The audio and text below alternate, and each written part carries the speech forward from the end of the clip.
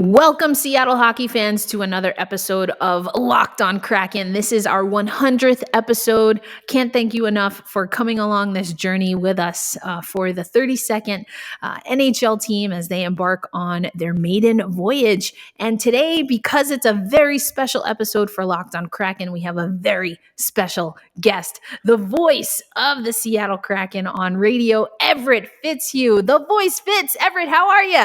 Erica, I'm doing well. How are you doing today? I am doing fantastic now that I get a chance to sit down and chat with you. We've come across each other a few times in Seattle, but huge fan. Thank you.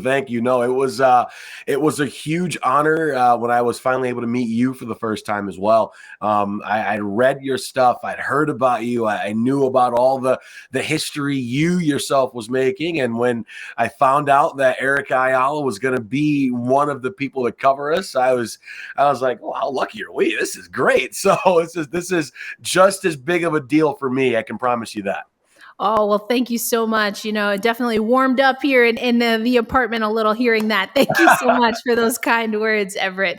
But yes, history making, we love to see it. Absolutely. As I say, and I know we've had Trey Matthews on the show. I know he's your mentor. We talk about it all the time. Representation matters. And so it's just an honor, just a privilege to be in the same space and covering this Seattle Kraken team. But Everett, when we have guests on Locked on Kraken, I like to ask first and foremost what I call my brown sugar question. And that, of course, is, when did you first fall in love with hockey? Oh, my goodness. I was young. Being from Detroit, of course, you're in hockey town. So everybody was a hockey fan, black, white, male, female, didn't matter who you were. You were a hockey fan simply because of where you grew up. I really didn't start paying close attention to hockey until I was probably in the third grade. All of my friends in class were hockey fans. I never played. Mom thought it was a bit too dangerous, so I was more of a baseball player growing up. But all my friends were hockey fans, so I wanted to fit in with everybody else. So I started watching hockey, and the Wings were winning, so it was easy to get involved. This was right around the 97, 98 back-to-back champion Detroit Red Wings. So that's how I found the sport, and I guess I became a hockey fan, full-fledged hockey fan, when I watched a Red Wings Edmonton Oilers game, and Edmonton had two black players on the same team. So for me, that was huge because, you know, I was always told hockey was for the white kids, and oh, brothers don't play hockey. You know, you go sit in the barbershop and they're giving you a hard time. But then when I saw Mike Greer and George Laraque on the same ice sheet, I was like, whoa, this is huge. Like, I remember running through the house, like telling my mom, like, "Mom, there's two black guys on TV." It was very, very exciting. And then a few years later, Anson Carter joined Edmonton, so now they had three black players on the same team. Those late 90s, early 2000s Oilers teams, that's really what got me into hockey, because at one time there were, I want to say 5, 7 black players either on the team or in the system for Edmonton. So that was my Black Power moment, you know, when I saw all those brown faces on the ice and on the roster, and it let me know that hockey was for me. I had a place in the game. I could be a fan of hockey. So that's how my fandom of hockey started. Wow, I love that. So you have Detroit kind of was the hook right there, and you get caught around a time where the team is winning. Yeah. You know, everyone loves a winner. You got to I was in third grade. I was 8 years old, 9 years old. So of course I was a front runner, right? Like, oh, they're winning. Well, you know, front runner might be a little bit tough, but you've definitely stuck with it. So we'll give you a pass. We'll give you a pass on that one. But before we move on, though, I saw on social media you had Mama Fitz come to the game when you were back home in Yeah. Detroit. That was actually, we talked about Trey earlier. He was able to shadow you that game. Yeah. Um, but you've also, given your how you fell in love with hockey story, right? Your brown sugar answer. Yeah. It seems like Edmonton has had a pretty big impact on you as well. So Yeah. you've been able to see the Seattle Kraken play Edmonton a handful of times now, Mhm. call those games. So what was that experience like for you, going back to that, that origin story that you just told us? Yeah, it was big. I remember the preseason game that we got to do up in Edmonton, and even though it was the new building, it wasn't the old Rexall Place or Skyreach Center, Northlands Coliseum, as a lot of folks remember it from back in the '80s. But it was still cool to look up in the rafters and see all of the Stanley Cup banners and see all the numbers that are hanging and all the history. I grew up watching Edmonton on Hockey Night in Canada. So every week, every other week, when they were on, you would see all those faces. And then, I was an Oilers fan up until last year, up until I got hired by the division rival, right? So that Oiler fandom unfortunately had to go away. But being able to see all these guys that I'd been watching for so long, Connor McDavid, Darnell Nurse, Ryan Nugent-Hopkins, when I found out that Edmonton was taking Jordan Eberle, you know what I mean? Like I remember Eberle when he was in Edmonton. So that fandom I don't think ever really went away. And when I got to play the Oilers for the first time, and when I got to meet all the members in Edmonton's media that I'd been following as a professional, and then as a fan from when I was in high school and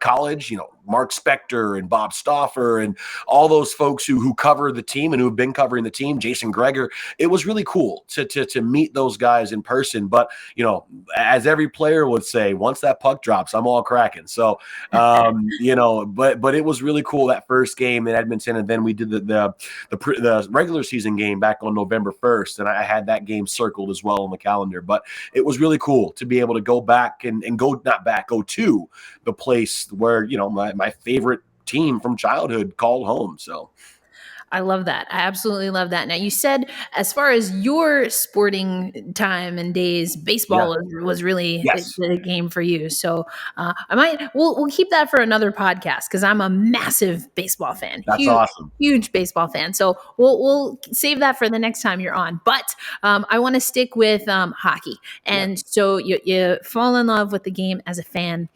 You're able to watch the Oilers, as you said. Mm-hmm. But then there comes a time when you go to Bowling Green. I know you are very proud. You're a very proud alum. So I want to make sure we got that in there.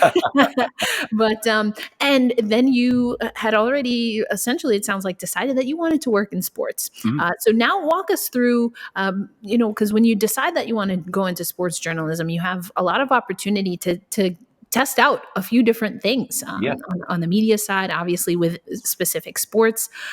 So what was it where you were like, you know what, it's hockey, we're good. All the other stuff, it's great, but I'm going to leave that to the side. We're going with hockey. Yeah, I mean, like you said, it was completely by chance when I fell into hockey and broadcasting wise, and again, it all goes back to baseball, because I got into broadcasting. A friend of mine, I was a freshman in college. I was a freshman at Bowling Green, so we're talking October of 2006. A buddy of mine pulled me off the couch. I was watching the Tigers and Oakland A's in the playoffs, and he dragged me off the couch and said, "Hey, you've been talking, this first couple months of school about how you want to be in sports or broadcasting or something. There's a group that I found. It was called Bowling Green Radio Sports Organization, and I think that'd be a good fit for you." So I begrudgingly left my Tigers to be watched later, and I went to this meeting, and I fell in love with everything they had to say. It was, honestly, for me, it was a sports fan's dream. Bunch of guys sitting around talking about sports. There were play-by-play opportunities. There were radio shows, all that kind of stuff. So I was like, all right, hey, I found my people. I didn't know that play-by-play was even an option for a career. I always thought I was going to be the late great Stuart Scott on the ESPN Sports Center desk. That was going to be my calling at one point. But I went to the meeting. I ended up doing a lot of board hopping, technical stuff behind the scenes. I did some pregame shows, intermission hosting. I had my own radio show, Motown Sports Madness, where we talked about Detroit sports. And I got my first broadcast when I was my second semester of my freshman year. Everybody wanted to do baseball or basketball and football, the sexy sports, unfortunately. And there were maybe 3 or 4 of us who were hockey fans and who could even remotely talk about hockey. So I volunteered to do a game, and I did that first game as a color analyst. It was Bowling Green against the University of Alaska Fairbanks. And I immediately I knew that I wanted to work in hockey. I knew that I wanted to work in hockey radio. I called my mom. It was either that night or the next day. And I was like, so we're going to put all these eggs in the hockey basket. And my mom, being as smart and as, she's always looking out for me. And she's like, all right, I'm proud of you, but make sure you give yourself options. You don't want to be trapped. And which I appreciated. And I did some basketball. I did some baseball games, but it kept coming back to hockey. That's what I love to do. So I started as a freshman, and I'm one of those very few people who knew at 18 years old, this is what I'm going to be when I grow up. I got friends in their mid 30s now, or early 40s, who still don't know what they want to be when they grow up. So I'm one of the lucky ones that knew that this is what I wanted to be. I want to be an NHL radio man when I get out of here, and come hell or high water, I'm going to make it happen. And here I am. It finally was able to make it happen. That is amazing. With the 32nd team and expansion team, the Seattle Kraken, which I'm sure has its own unique opportunities in and of itself, kind of baked in. And so coming up, Everett, let's talk about Seattle. Let's really get into it and talk about the Seattle Kraken. This holiday season, you should make sure and grab the protein bar that tastes like a candy bar, and maybe even tastes better than a candy bar. And of course, we're talking about Built Bar. You get the best of both worlds: tasty and delicious and healthy, low in calories, low in carbs, low in sugar, but high in protein. And that you have a few treats to share with your favorite auntie. And that's by going over to built.com and using promo code LOCKED15 for 15% off your next order at built.com. As always, happy snacking. All right, Everett. So let's get into now, coming back with this Seattle Kraken team. You talked about knowing that the NHL was something that you wanted to aspire, and specifically a radio voice. And so you cut your teeth, you put in your work, you get the opportunity to be a part of the broadcast with the Seattle Kraken. Now, on the one hand, you kind of had this in your head. You knew you wanted to do hockey. You knew you wanted to work in the NHL. What have been some of the things working for a brand new NHL team that have been maybe a little bit different than anything you've experienced in your career thus far?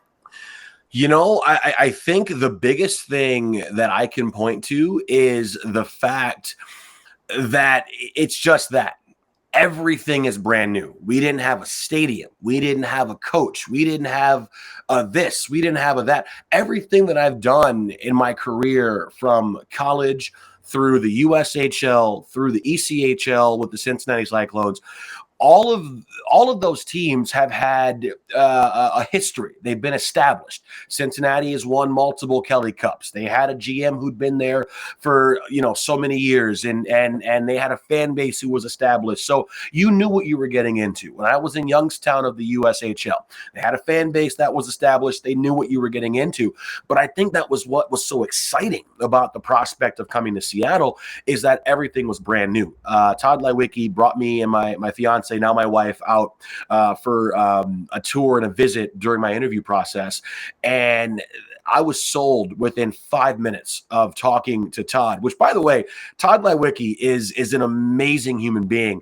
And so much so, I'm trying to sell myself to you. Like, this is why you should hire me as your next broadcaster. And he was so proud of what the Kraken at the time, what NHL Seattle was accomplishing. He was trying to sell me on Seattle, and I said, "Listen, I want to get there." So I thought that was just so cool that he was trying to sell me on the NHL when I know people who would do this for free, and myself being one of them to get to this point. But I just being able to be in an organization that is so committed to doing things differently, and the fact that it was a blank slate. There was a clean whiteboard, and we had a bunch of markers, and the fact that we were able to paint our own picture and write our own story. We weren't beholden to what has happened in the past. There are plenty of teams and plenty of examples from all around sports, hockey, baseball, any sport you want to throw out there.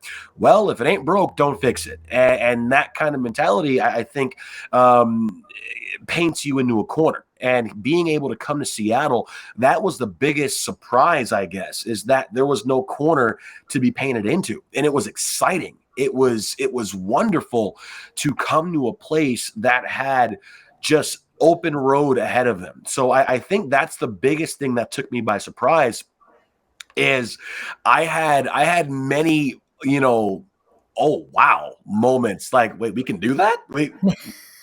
That we can do that? Is that we can do that? And they were like, yeah, why wouldn't we be able to do that? Okay, that's a good point. I guess, yeah, why wouldn't we be able to do that? So that was kind of the cool thing for me is seeing just how new and how fresh everything was here. I love that. I mean, and that translates a lot for someone who covers the team. And, at first was kind of coming from a distance. Bob brought me in to do a few things. But then, I had no idea I was going to be covering the Seattle Kraken for this podcast. But I just remember thinking like, wow, this is refreshing because, everything that I know about hockey culture comes from the women's hockey side of things or the college hockey side of things. And the sport is the same, but the culture is a little bit different. And you hear things about other pockets of hockey and you wonder, all right, well, how much of that is just what people say? How much of that is what it is? But it's to your point, everything in Seattle has been like a fresh breeze, and you're able to see a sport that we all love, that we've all bought into for different reasons and at different times, and you get to see it from a new perspective. And how often does anyone get to do that? That's so cool.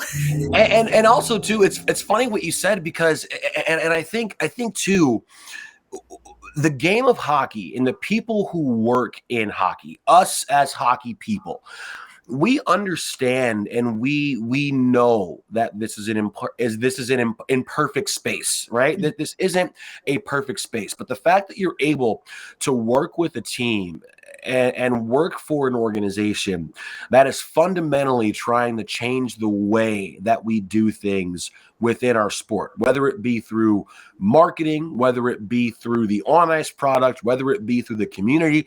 Obviously, the hiring process, the hiring process here in Seattle, and embracing the different diversity, the different voices that we have within our sport has been phenomenal. And it begs the question, well, why can't we do this? Why can't we do this? We're doing something that has never been done before, and we're hoping that will be done again. So it's so cool to be on that forward driving force of change within our sport. I love that. And so before we move on to talking about some of the ways that the Seattle Kraken and even other entities in and around the NHL are really embracing, as you mentioned, hockey for everyone, I want to ask you this. So you are the play-by-play voice on radio. You are able and have obviously been able to call Seattle Kraken games. And I love listening to your calls. So much fun, so much energy that you bring. That's definitely a style that I try to bring. But if someone is listening to you for the first time, Everett, how would you kind of summarize what you hope that they get from your Seattle Kraken call? I hope that people take away three things. Number one, someone who is overall passionate about what he does, someone who genuinely loves what he does for a living. I tell folk all the time, I've never worked a day in my life. This is not a job. This is fun for me. So that's number one. I think number two, I want people to feel like they're at the game. I understand that, radio is a very difficult medium to convey. And to be able to be as descriptive as possible while keeping folks entertained, that's what I aim to do. So a lot of folks will tell me, I can close my eyes and I feel like I'm there. You paint such a great picture. That's such a huge compliment to me, because that is one of the things that I aim to do every night. Is I want to put you there. I want you to feel like you are at all 82 games live and in color. I want you to feel like you're there. And number three, I want you to feel comfortable. I want you to feel like you and I are just at a bar having a beer, watching a game. I want to be relatable. I want you to think and feel like we're best friends, that you're talking to your buddy. And I think that comes through with myself and with Dave. I mean, Dave, his whole affect and his whole demeanor and what he's been able to accomplish throughout his career, both on the ice and off the ice, he's helped me in so many ways, in ways that he doesn't even realize, that have ultimately helped me become a better broadcaster. So those are the three things that I want to get across when folks are listening.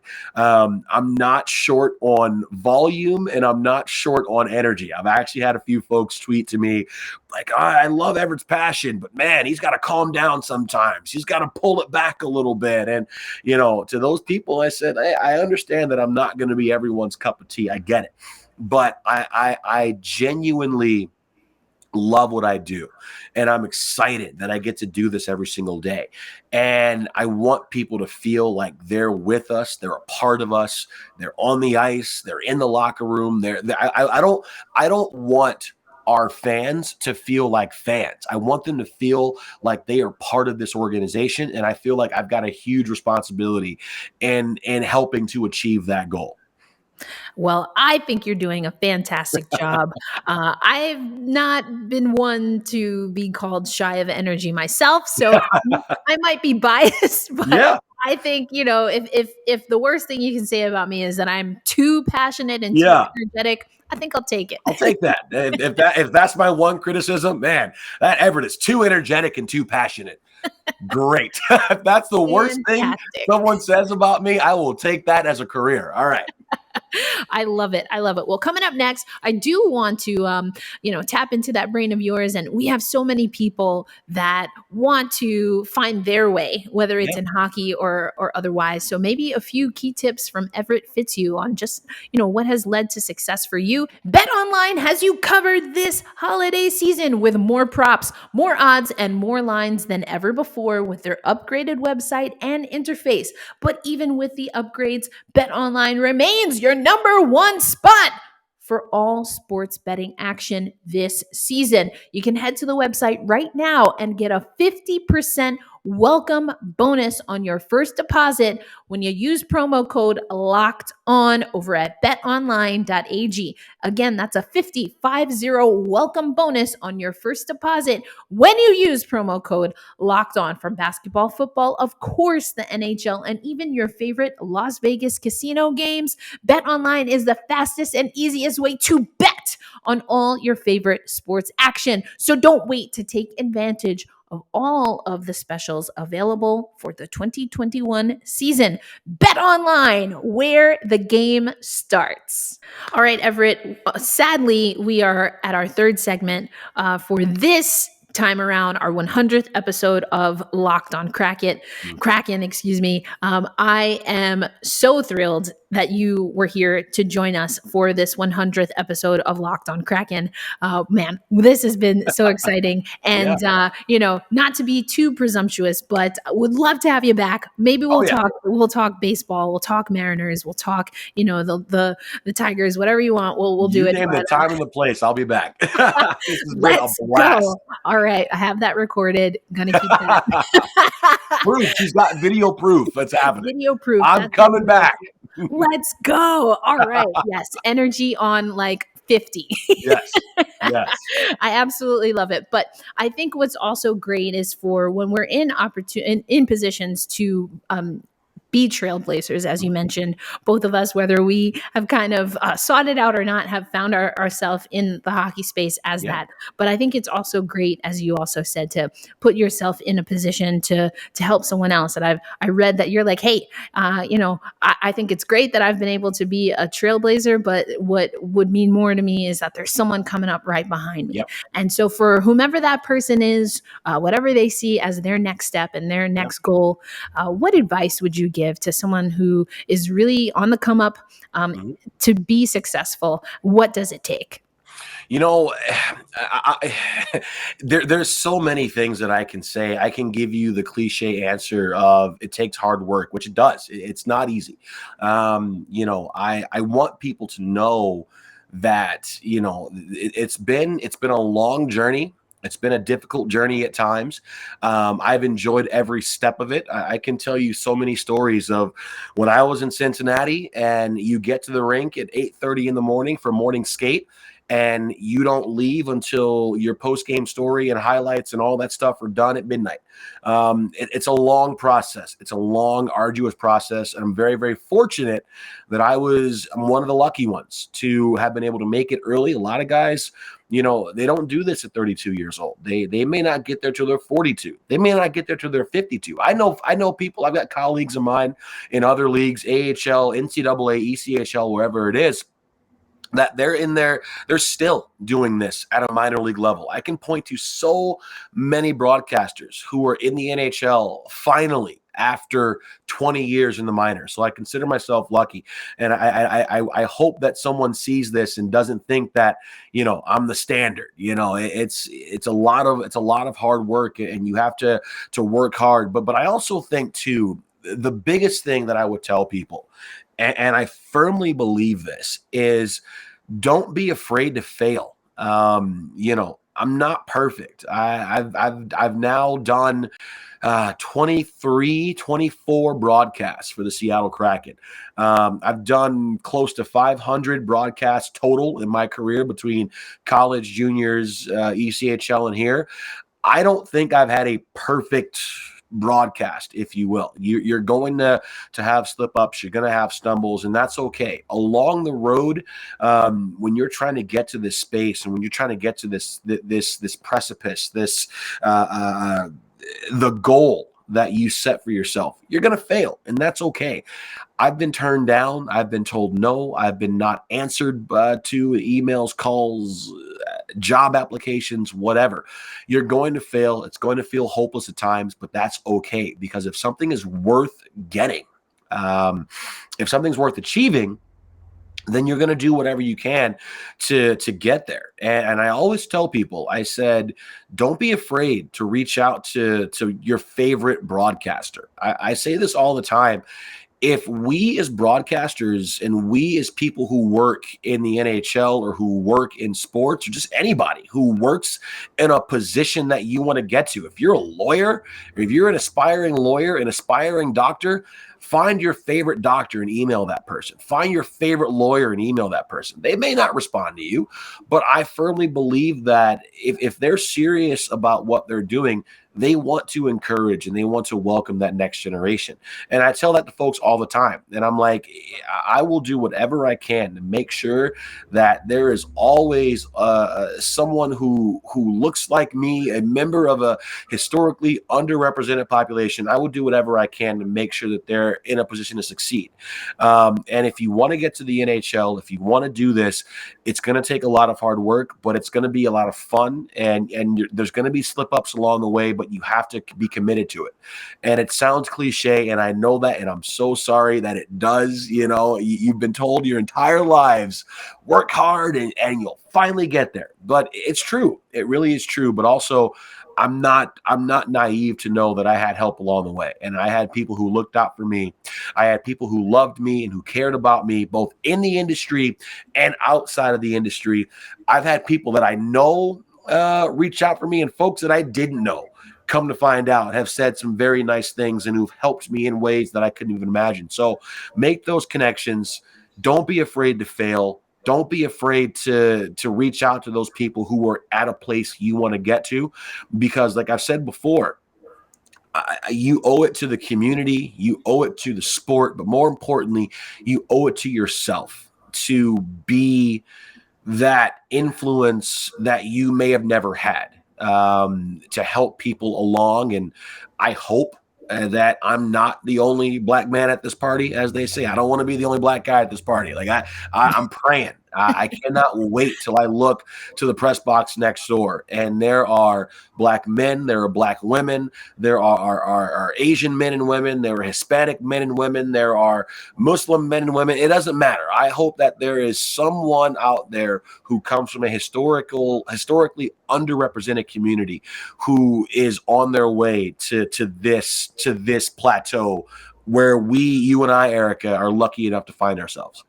Yeah, I love that. And I'm looking out. I don't know that Yeah. there are many black women or women of color that Yeah. are serving on the Everett Fitzhugh. Thank you so much. Best of luck. We know we have some games slated before the holiday break. That's when we're recording this. And obviously, first things first, we hope that everyone in the Seattle Kraken organization stays as healthy as possible, and that we can keep forging ahead in a way that is safe and responsible for everyone. But Everett, thank you so much for your time. It is much appreciated. What an honor to have you on, again, the 100th episode of Locked on Kraken. Well, thank you very much. This is great. Everyone out there, thank you for listening and for watching. Merry Christmas, Happy Hanukkah, joyous Kwanzaa, whatever you celebrate. I hope that it's safe. I hope that it's fun. I hope that everyone out there does well. And I'm looking forward to continuing to ride this historical wave in Seattle, and to follow amazing people like yourself on your journey as well. So thank you so much for having me on.